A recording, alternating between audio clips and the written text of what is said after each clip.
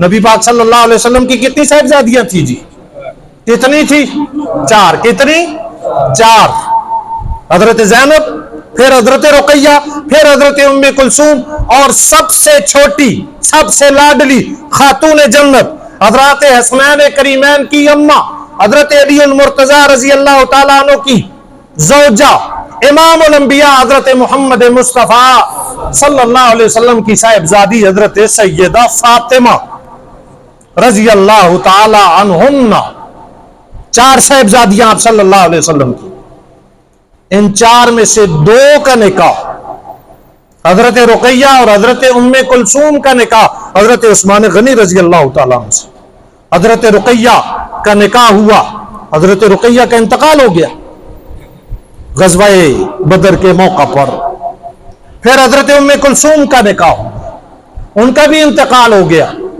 حضرت عثمان غنی رضی اللہ تعالیٰ عنہ بڑے پریشان رہنے لگے کہ میرا تو آپ صلی اللہ علیہ وسلم کے ساتھ رشتہ تھا، آپ کی صاحبزادیوں کا انتقال ہوا، وہ تعلق ختم ہو گیا، آنا جانا ختم ہو گیا.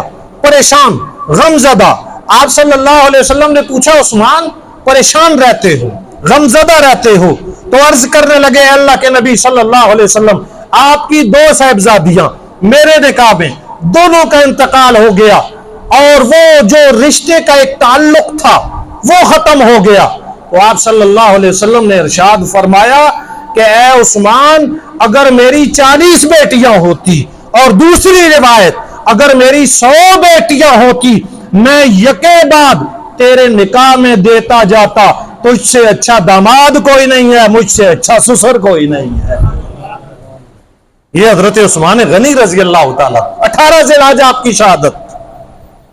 اور حضرت عثمان، یہ جو قرآن کریم آپ نے رکھا ہے الماریوں میں، ہم پڑھتے ہیں، گھروں میں ہے، یہ جو کتابی صورت میں آیا ہے، کتابی صورت میں، اس سے پہلے کتابی صورت میں نہیں تھا،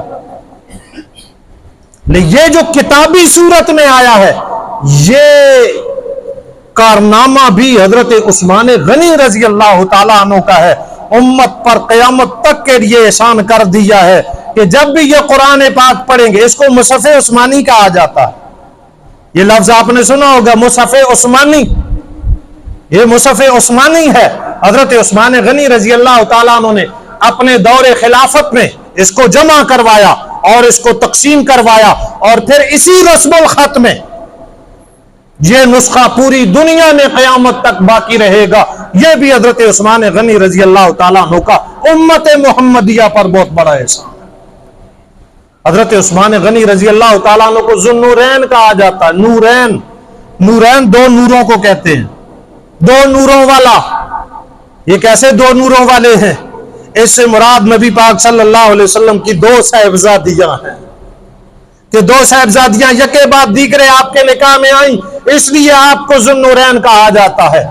اور حضرت عثمان غنی رضی اللہ تعالیٰ عنہ کی خصوصیات میں یہ بات بھی شامل ہے کہ آپ نے اسلام کے لیے 1 مرتبہ ہجرت نہیں کی ہے، 2 مرتبہ ہجرت کی ہے.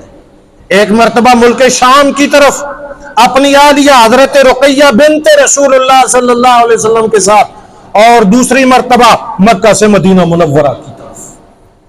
یہ ذو ہجرتین ہے، 2 ہجرتیں کرنے والے. اسلام کے لیے کتنی قربانی ہے، کتنی قربانی کہ عرب سے، مکہ سے ملک شام جا رہے ہیں، اور پھر مکہ کو چھوڑ کر، گھر بار چھوڑ کر، رشتہ دار چھوڑ کر کے مدینہ منورہ کی طرف جا رہے ہیں. ان کارناموں پر اللہ نے کہا رضی اللہ عنہم ورضوا عنہ، کہ میں محمد مصطفیٰ صلی اللہ علیہ وسلم کے ان جانثاروں سے راضی ہو گیا.